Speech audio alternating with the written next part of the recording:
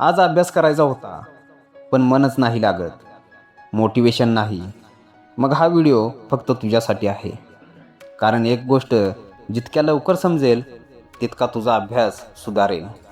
ती म्हणजे कोणीही माणूस रोज मोटिवेटेड नसतो.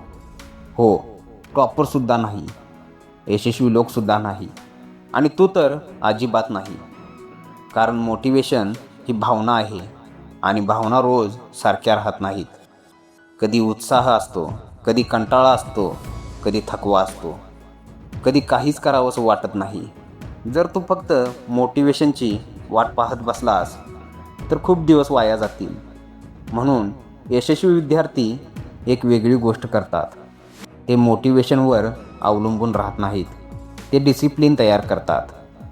उदाहरणार्थ, अभ्यासाची वेळ झाली की बसायचं, मन असो किंवा नसो, फक्त सुरुवात करायची.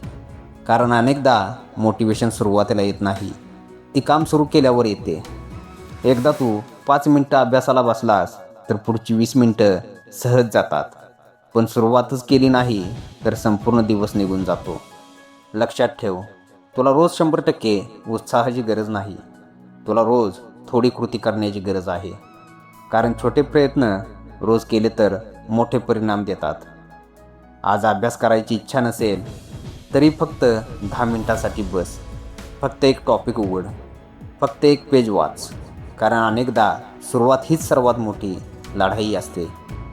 आणि जो विद्यार्थी सुरुवात करतो तोच पुढे जातो.